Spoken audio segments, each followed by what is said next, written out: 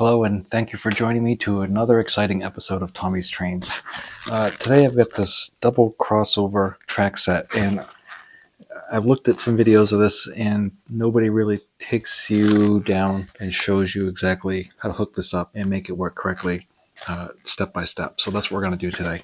So stick around for a few minutes. We're going to unbox this, put it on this small layout here, and make this train work. Probably two trains. So, first of all, I'm not sponsored by anybody. This is all just me doing it, and what I do in the wintertime, since I'm retired, is I buy and sell trains. So I acquire them in lots, I get them in auctions, whatever.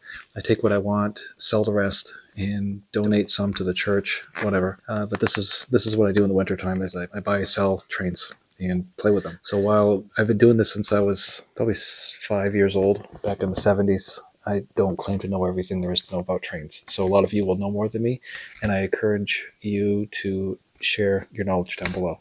So I appreciate that. All right, let's get this open.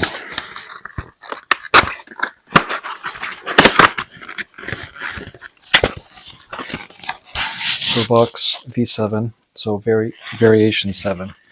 On the back of this, so here's my mainline passing siding from an M2. The viaduct, here's your yard switching set, a little switching set with a couple sidings. Crossover is what we have now. Here is your outer track, and here is your inner track. So this shows you what you need to make this work. So let's see, with the V7 is right here. You need a master plus a V5 plus a V7. So what is the V5? Well, we will find that out. It's an extra track. So either the inner or outer layer, or inner or outer track. So you need obviously two oval sets, and then this double crossover to make this work. All right, so let's get this box open.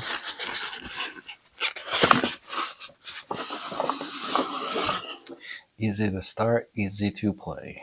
All right, underneath here is our railroad starter guide. Here's the numbers you can put on your controller for the switch that you're running.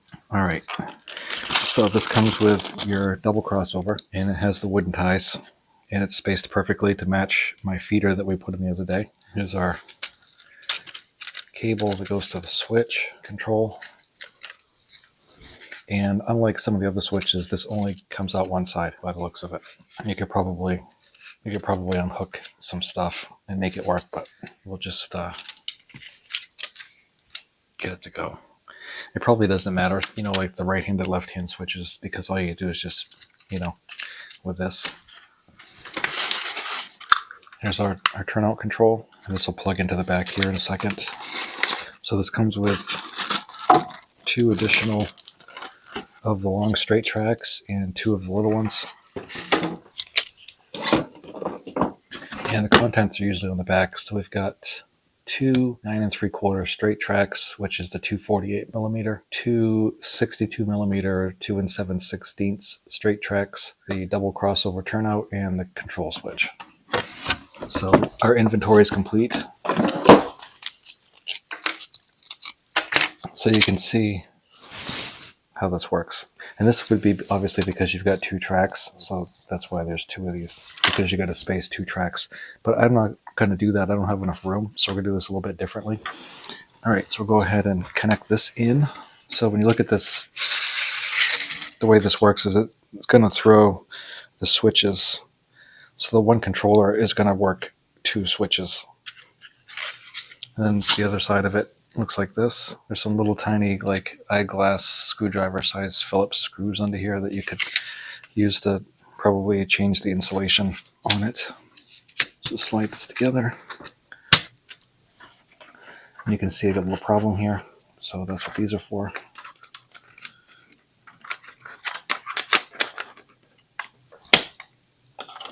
This is an uncoupling track. We're going to need that later.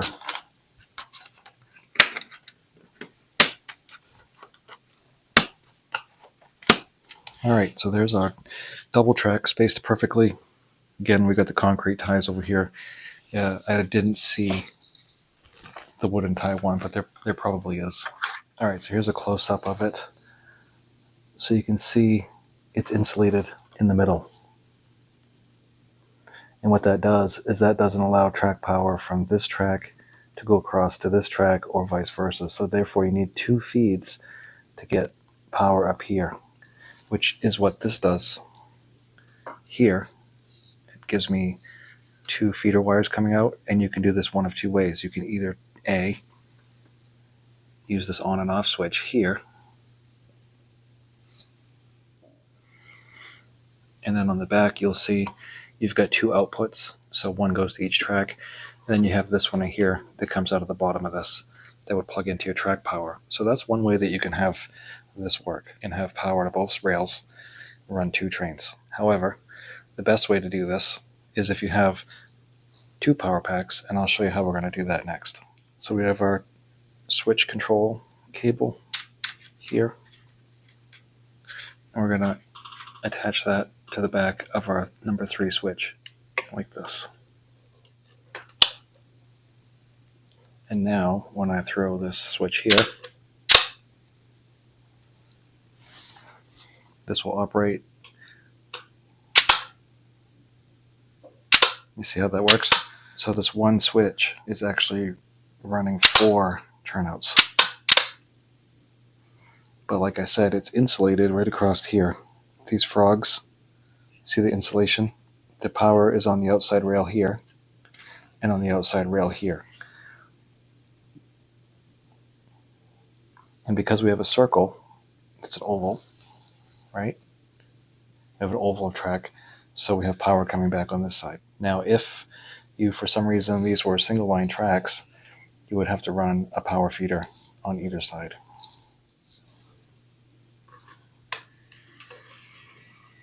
That's with the circuit complete.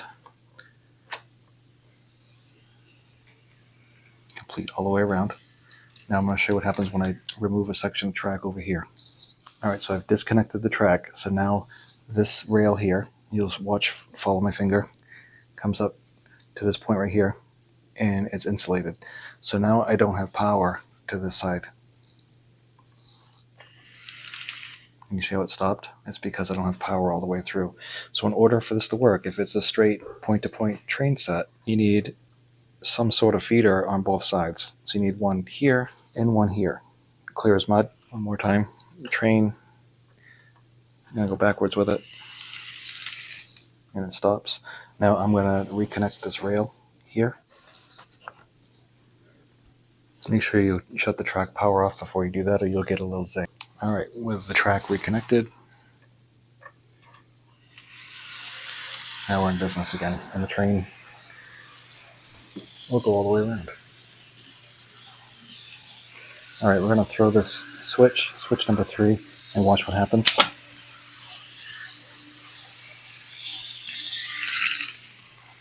We switched over to the second power. And now we're going to come back.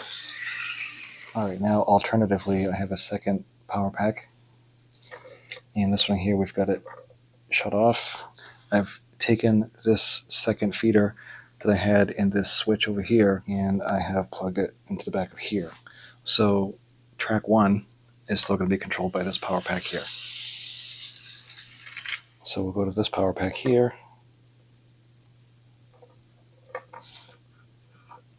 Go forward and energize Mr. Scott. Now when you go through this switch here, you have to be going at a fairly decent clip because there's a momentary lapse of reason.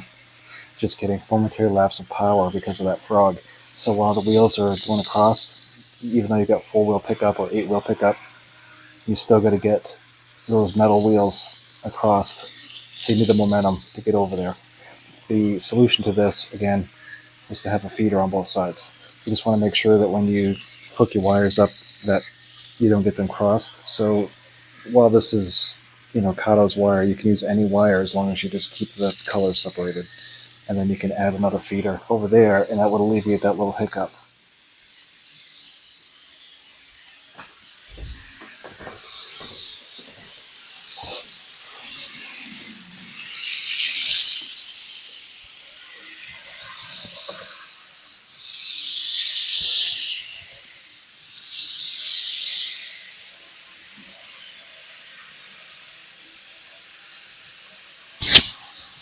Alright, so with both trains,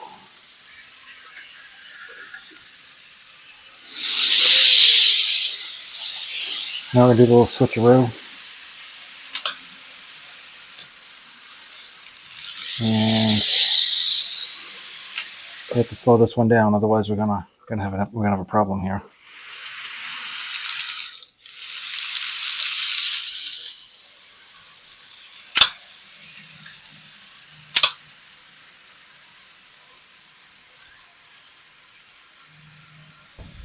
We'll leave that thrown. Alright, so we have two trains running.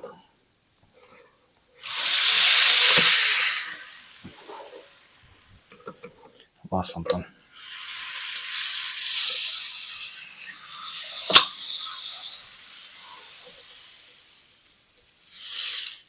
Let's see if it took it. Yep. Alright, so that train is on the in, blue is on the in, red is on the out.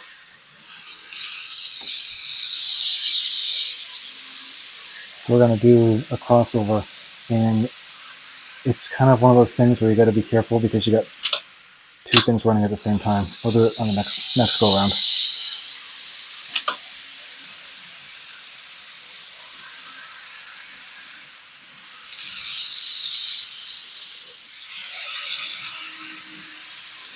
Need a little bit more speed for that.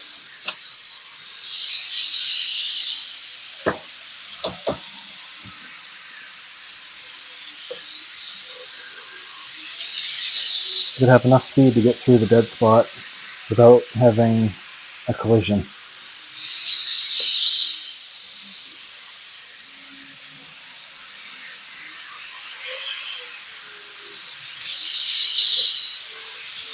Let's see.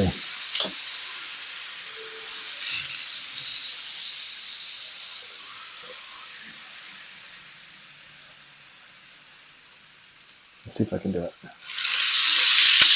There we go. Let's try that again.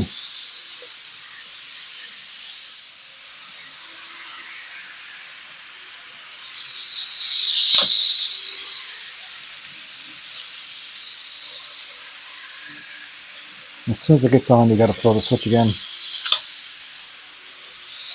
Alright, I think I got the hang of it now.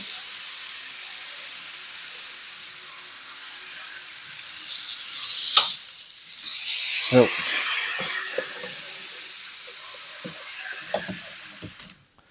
See, that's the problem. You gotta be quick, and with two trains, it can be done, but it's definitely keeps it exciting, doesn't it? Anyway, that's how you hook those double crossovers up. Very simple. Again, easier with a feed on both sides, but if you have an oval, it's nothing to worry about really because you've still got a continuous trail on the in and out, except for that one spot where the insulators are. So even though it's an oval, it would still work better if I had a feed on both sides. But just remember, when you hook these wires up, that you don't get them crossed over. Otherwise, you'll get a red dot. Stay tuned for more Kato N-scale train hookups. Thanks for watching.